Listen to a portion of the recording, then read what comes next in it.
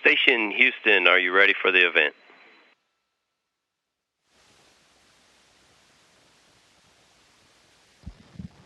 That's affirmative, Houston, ready for the event.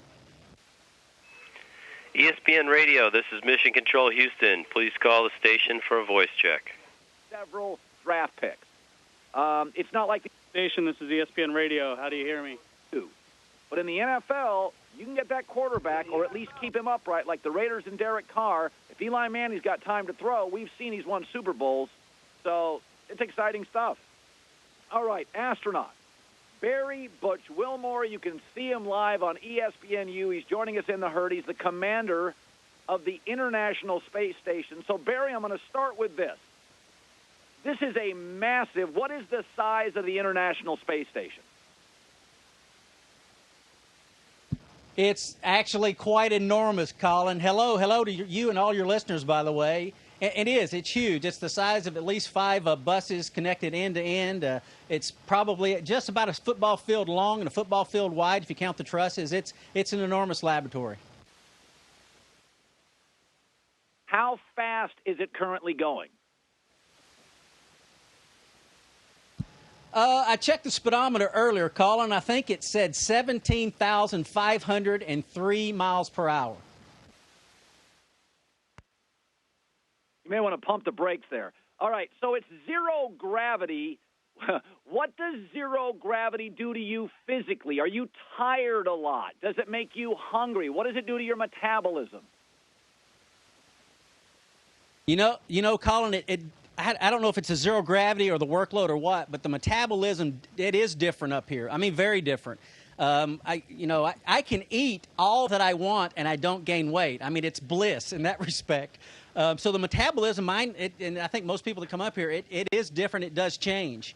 I know one thing, specifically what it does to me physically.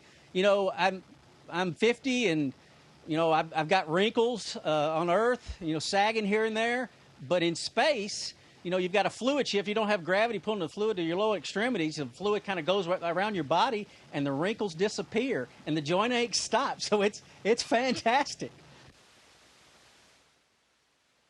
Wow, same reason people move to Florida. So how do you sleep? How, do you float? Like right now you're floating. How do you sleep? Where do you sleep? Yeah, I have a little crew quarters that I actually sleep in. It's about the size of a large coffin, I guess. And in that crew quarters, I can push against the wall with my feet and put my back against the wall and kind of stabilize myself. But I do prefer just to float in there. And initially, because there's air moving, you bounce very gently against the wall, but eventually, as you float a while, you sort of stabilize out and you don't hit anything, and it's wonderful. So, do you know if it's night or day where you're at? I mean, if you're traveling at how many miles an hour, as you said, you're going around space, do you know where you're at? Is it night? Is it day? Does that screw up your head? Not at all. I mean, we get 16 sunrises and sunsets a day, and cycling through that day-night cycle is beautiful when you look out the window. The colors as sunrises and the sunsets, it's just thrilling. I mean, absolutely amazing. But we stay on a cycle. We're GMT time. I'm on London time, basically. And, we don't always have the opportunity to look out the window, so we keep the lights on during the daytime, so it sort of keeps our circadian rhythm in check, and we turn them off at night, and that just keeps us on a normal cycle. Do you get lonely? Colin, I've been alone up here for 2 weeks because we've got a launch coming up on Sunday, and I got some crewmates that'll join me. But the 2 weeks, no, not lonely at all. It's such a unique place, Colin. I mean, it's thrilling.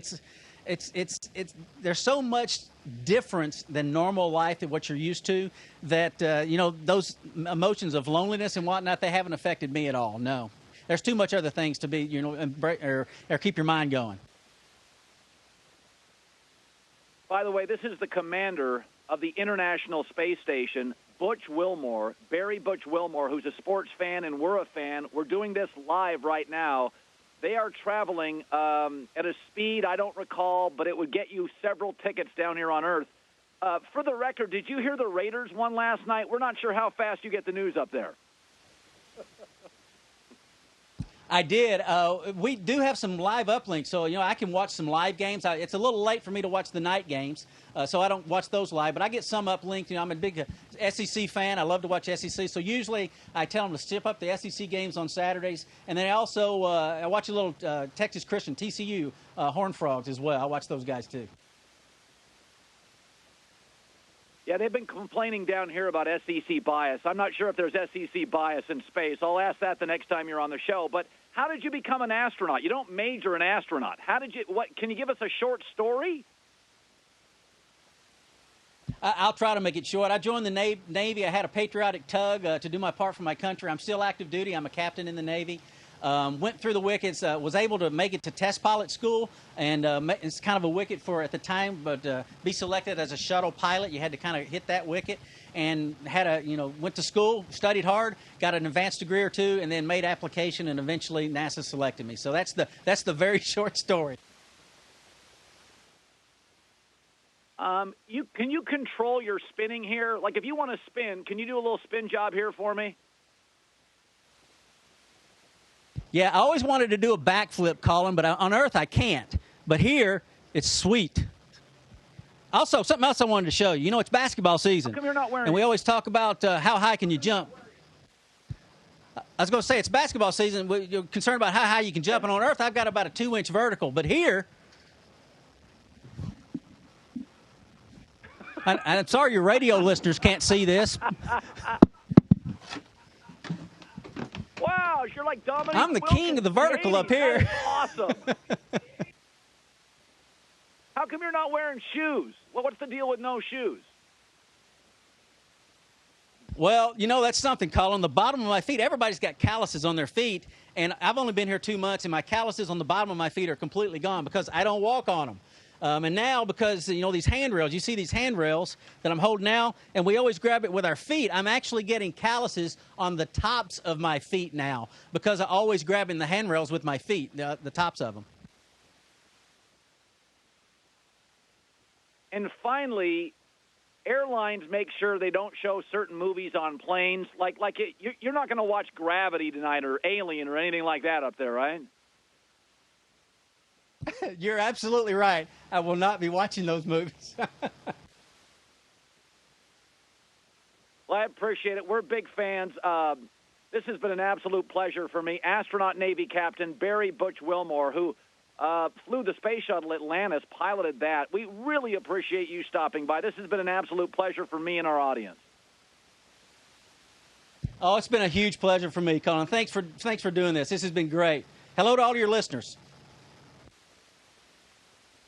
All right, there you go. That is, I really like that. Is that amazing? Station, this is Houston ACR. That concludes the event. Thank you. Thank you, ESPN Radio. Station, we will be resuming operational audio communications. And we copy. Thanks.